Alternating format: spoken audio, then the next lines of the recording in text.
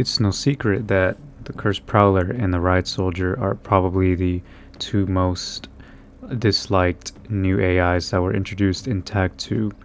But today I kind of want to look at a deeper analysis on both of them and kind of see where their weak points are and their strong points, and also how the arenas affect the gameplay of these new demons.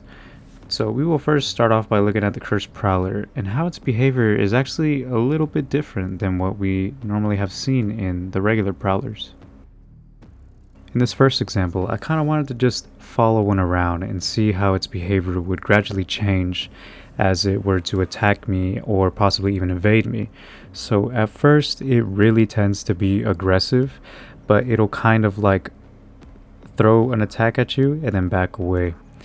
But it does kind of tend to slow down a little bit. Like most of the time, once you dash away from its attacks a couple of times, it will kind of like give up and possibly like set a new route of how it's going to like get behind you and whatnot, because it does tend to do some kind of like maneuvering around the arena. And because usually prowlers do a really good job of standing still, if well, from my experience at least. But this one doesn't really tend to do that. He'll kind of like chase you, back away, and then kind of do like this hide and seek maneuver and basically wait for an attack. This next example is basically an extended view of what I was covering, but it seems like a lot of these arenas in the DLC were specifically made for the Prowler and the Riot Soldiers that I will cover here shortly. But because in this first one where we're introduced, they do give us a lot of room to move and, monkey bars and whatnot.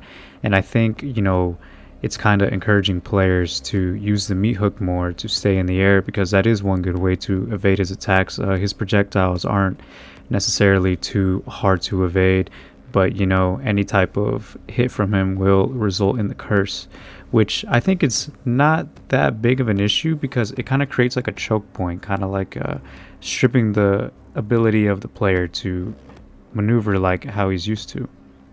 Aside from lacking in design, he's actually not that bad of an AI. He has his purpose and definitely will mess you up if you do not pay attention. And last but sadly least for right now is the Riot Soldier. He definitely has a lot of work that can be done to him, but I feel like he still has a little role that he plays in the arenas.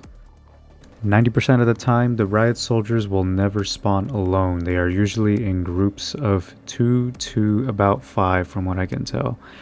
And they really don't pose much of a threat. I mean, they have their basic turret attack, which consists of their little chain gun on their arm and their shield that is made by the technology from Urdak, according to the codex.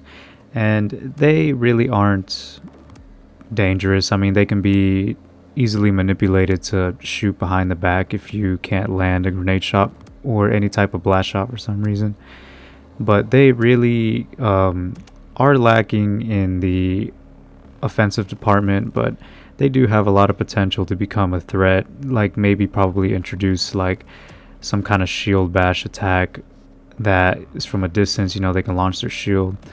And here in this arena specifically, I feel like is where they shine the most. In this level at least, with the Cursed Prowler kind of lurking in the back. But yeah, you can see that it kind of purposefully placed these guys in choke points of the arena where there's tight corridors. I think that's what their main purpose was. But as far as their attack, it's really not that devastating or harsh to really be concerned about. So honestly, they're probably one of the last guys that you'll think about eliminating. I mean, if they really do become Anusians, I mean, it's probably because you're not paying attention, honestly.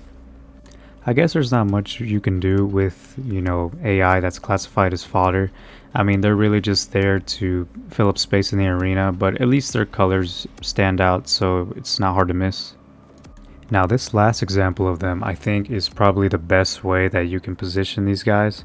Is just have them all grouped up together and kind of form some kind of like turtle, of like shields to just like perform a full onslaught against you. In my opinion, one way they could really improve this enemy is if maybe they just kept the design, right?